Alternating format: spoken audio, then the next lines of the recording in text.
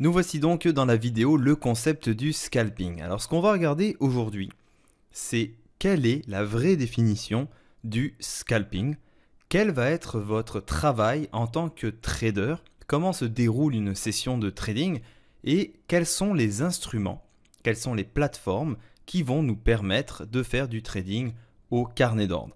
Également, qu'est-ce que le carnet d'ordre et quelles sont les informations qu'actuellement nous pouvons voir à l'écran.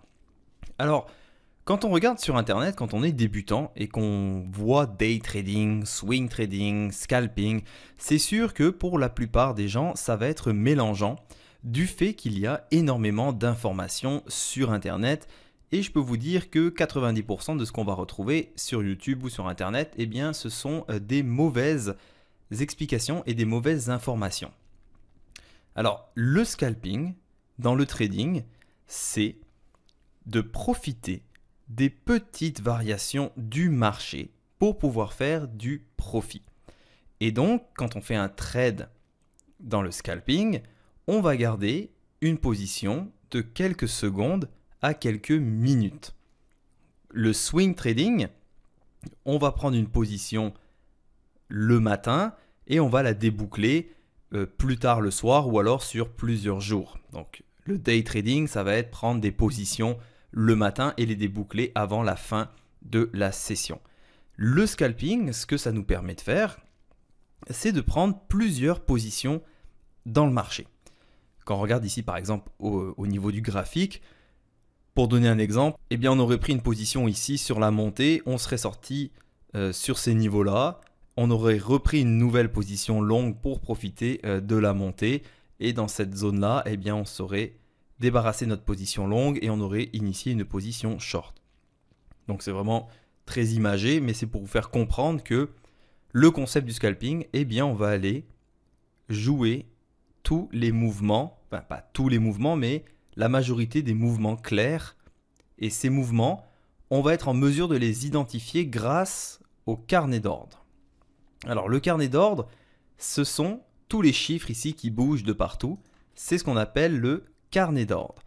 Ça nous permet, contrairement au graphique, de voir les intentions d'achat, les intentions de vente et ici au milieu, les transactions qui ont réellement été effectuées.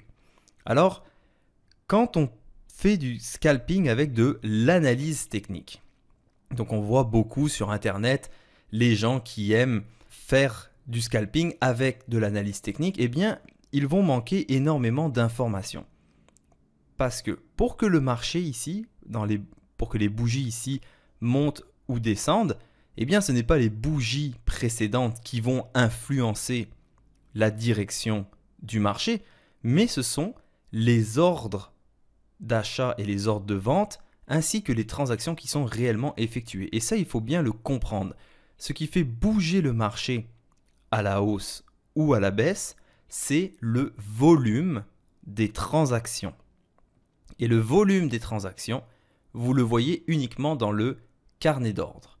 Donc, l'analyse technique, eh bien, la plupart du temps, les gens vont vous dire, bon, bah écoutez, c'est simple, voici un niveau.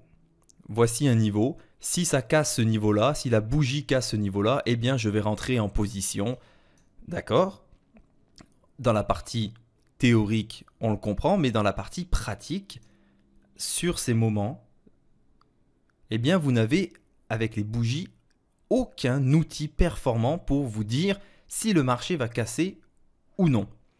Et quand on fait de l'analyse technique, eh bien, on va vous dire, bon, bah, vous tracez vos lignes, donc des fois, ça ressemble complètement à n'importe quoi, et vous allez dire, ben, vous placez votre stop à tel niveau et votre take profit à tel niveau.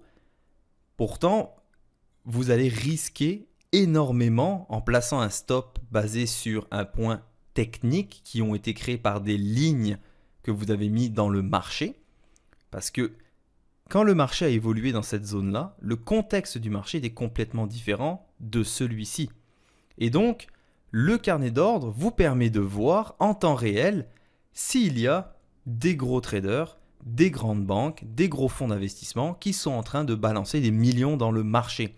Et c'est ces gros traders, c'est ces grosses mains qui vont créer du volume et le volume va donner une direction au marché. C'est nullement les bougies ici qui vont décider de la direction du marché. Basez-vous bien sur quelque chose. Imaginez-vous une réunion de chez Goldman Sachs ou chez des gros fonds d'investissement ou des très gros traders. Et ils vont commencer à se dire, bah écoutez, si aujourd'hui on a une cassure de telle bougie et que vous avez le Fibonacci avec les moyennes mobiles qui se croisent, alors on va initier une position de 400 millions de dollars dans le marché. On s'entend que c'est complètement ridicule. L'analyse technique, effectivement, elle va vous être utile si vous faites du trading long terme. Elle va vous aider à comprendre le mouvement du prix du marché dans le passé, mais vous allez devoir faire de l'analyse fondamentale et comprendre pourquoi dans le passé il y a eu ces mouvements-là. Le carnet d'ordre, quand on trade uniquement avec les carnets d'ordre, de toute façon, on ne se sert jamais des graphiques pour trader.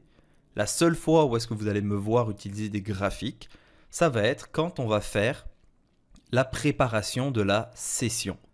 Donc quand on va préparer sa session de trading, effectivement, on va ouvrir les graphiques juste pour se rappeler à peu près qu'est-ce qui s'était passé dans la session.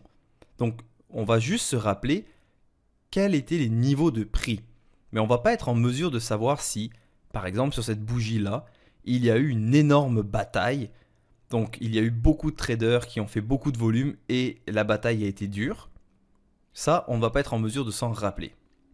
Donc le carnet d'ordre, ça vous permet de voir en temps réel ce qui se passe. Donc le carnet, vous êtes en réaction à ce qui est en train de se passer dans l'instant T. Et sur les graphiques, si vous tradez avec des graphiques, vous allez essayer de deviner l'avenir, deviner ce qui va se passer en se basant sur des bougies sur lesquelles vous avez énormément d'informations qui vous manquent et surtout, vous êtes basé sur des choses qui se sont déjà passées et sur lesquelles vous ne pouvez pas comprendre le contexte de la chose.